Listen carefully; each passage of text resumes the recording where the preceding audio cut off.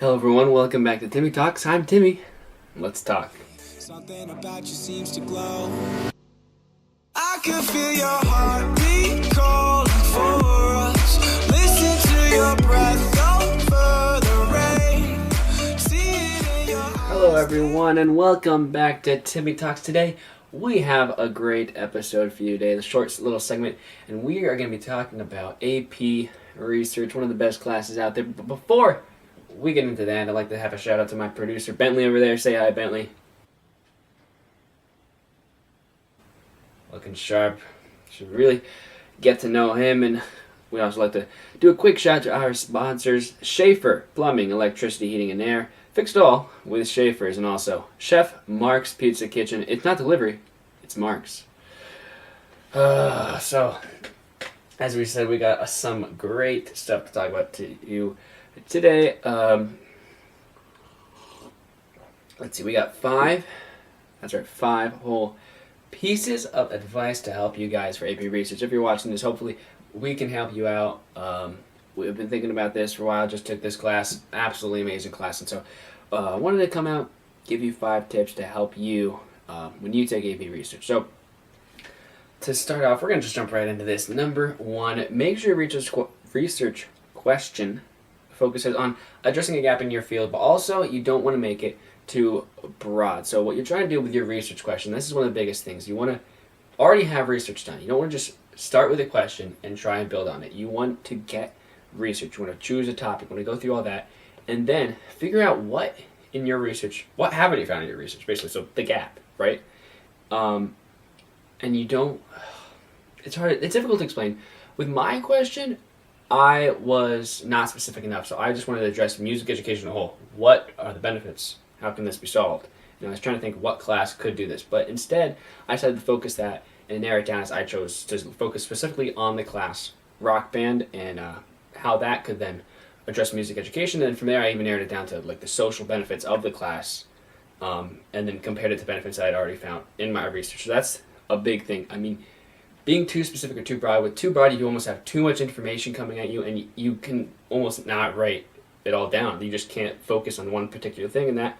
But if you go too specific, you don't have enough, and that's a big thing. You have to be in the right range for your words and for the research that you find. And so it all starts there with a research question. Number 2, I'm gonna rewind for a second here and go back in the process to when you're choosing a topic. And this is a huge thing: is that you have to choose a topic that you like, but also that you're not too overly passionate about. And here's the big thing with this: if you go into AP Research, I'm sure you already know, this is a whole year project. You are focusing on this topic for the whole year, whether you start end of junior year, which I don't recommend, but it's whatever, however they make you do it. Or if you start late August, September, it doesn't matter. What you should do is make sure you choose a topic you like, because you're going to have to deal with this topic for a long time. And if you, I think Ms. Schaefer said the other day, just a great comment, is that when you're in that toughest spot, you're coming in at the end of the year, you have college stuff going on, you have, I don't know, whatever else you got going on at the end of the year, and you have to focus on AP Research. You have 4,000, 5,000 words to write. You have to finalize, you have to be ready to present it before you're done with the paper, and you are just done. You can't do anymore. You're like, okay, I'm out, I'm a senior. Or maybe you're not a senior, but still, you have so much to focus on and you can't do it. Liking your topic is what can get you through that. It helps you be like, hey, you know what? I'm actually interested in this. I'm going to go work on it for a little bit more than I would normally. So definitely helps to choose a topic that you like. However, again, not too passionate, because bias is a huge thing. If you are too focused on your topic and you have your hypothesis, and when you're going into your research but you don't like the answers, it's rough. I mean, sometimes you're going to be picking out sources. I can't even think of the word. Does anyone know that? Anyone? Nitpicking? Something.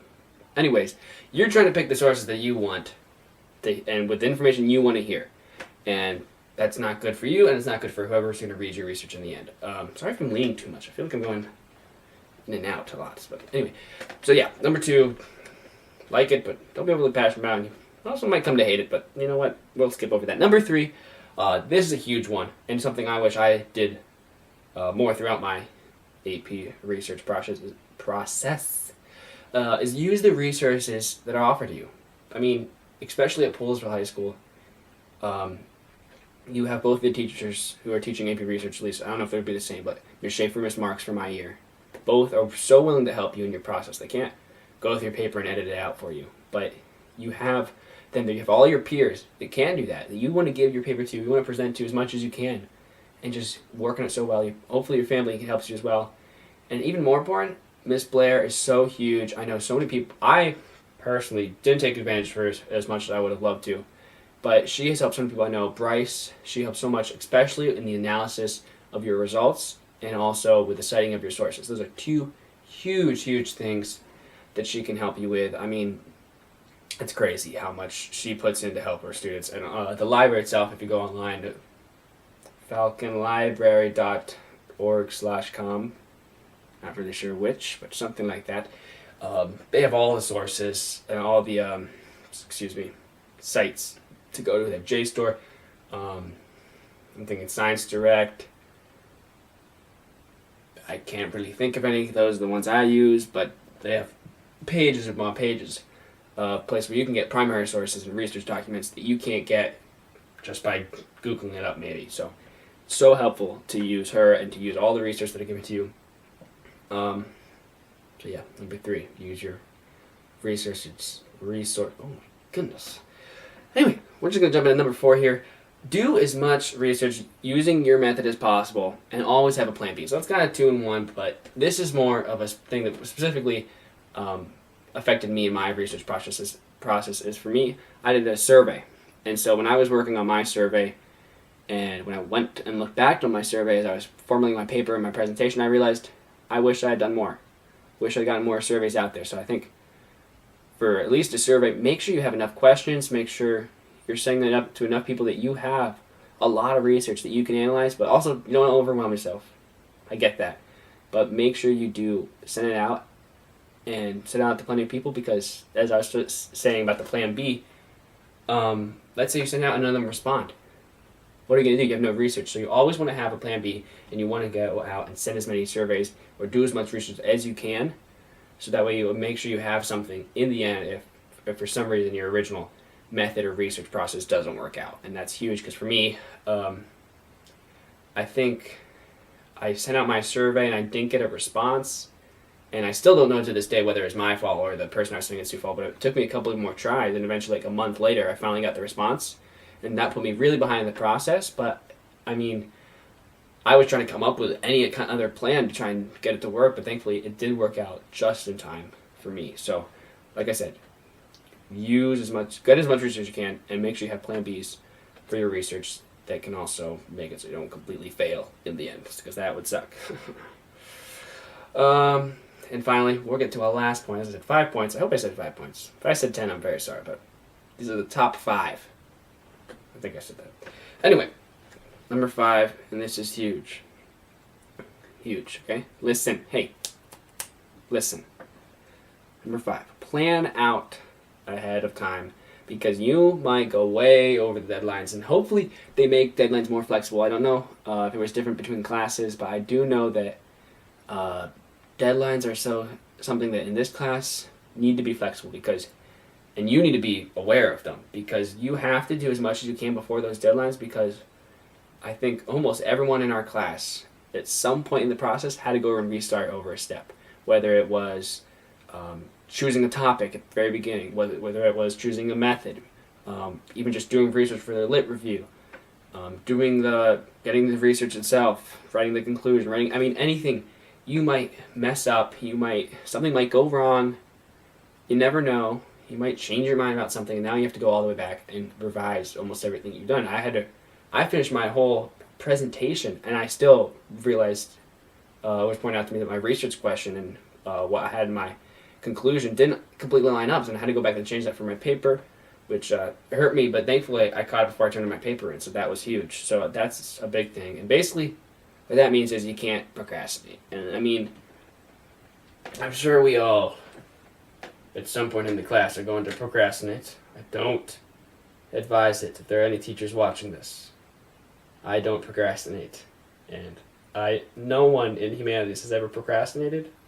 We all get our work done. But specifically students, if you're watching this, don't procrastinate, because those deadlines come up out of nowhere, and if you do have to restart, you are going to be, it's rough. It's already rough as it is. I mean, that's why I talked about it earlier, liking your topic when it gets rough, because if you procrastinate, it's going to get rough, and you're going to have to do so much work. If you get to the end, I know some people that had to completely start over after trying to get their research done, and they typed almost their whole paper in a night, and it was, I mean, that I can't even imagine having to do that. That's just, it's so much work and so much thought you have to put into this paper that you almost need the whole year to do it. Well, you do, otherwise they won't give you the whole year. So that's a big thing, and I thought I should end on that, because procrastination is something that let's just say is hard for many of us not to do, especially once that senioritis comes and hits you guys.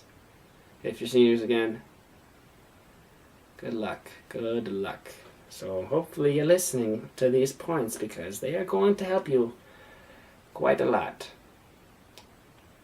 Go make sure to subscribe down below and hit that notification bell to get notified every time we come out with a new video. And if you haven't already, check out our most recent video about the Lamassu. I'm sure you've seen it, but if you haven't, go check it out.